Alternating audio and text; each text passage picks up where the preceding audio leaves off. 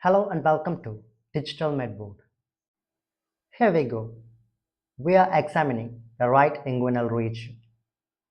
In this region, we identify surface landmarks such as the anterior iliac spine of the hip bone and the pubic symphysis at the midline.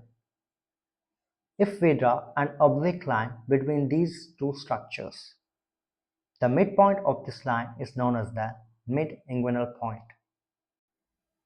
This point is clinically significant because just below it lies the femoral artery, where the femoral pulse can be palpated, and just above it is the deep inguinal ring, an opening in the fascia transversalis. For instance, in males, the testis descends from the abdomen to the pelvis, passes through the inguinal region, and enters the scrotum.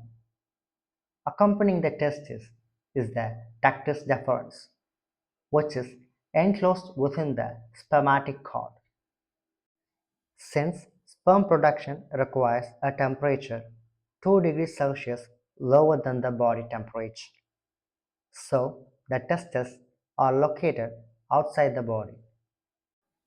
The deep inguinal ring, which serves as an entrance to the inguinal canal, is an opening in the fascia transversalis. Anterior to this fascia, we find three muscles: external oblique, internal oblique, and transversus abdominis.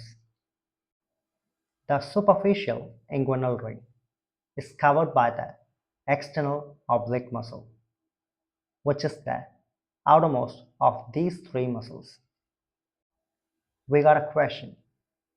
The anatomical structure at the arrow mark location is a defect in which of the following?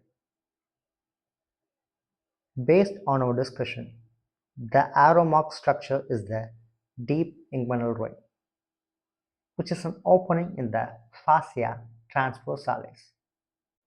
Therefore, option A is the correct answer. If you found this video helpful, don't forget to like, share, and subscribe to Digital Medboard. Got questions? Drop them in the comments below. See you in the next video. Until then, stay tuned. Choose.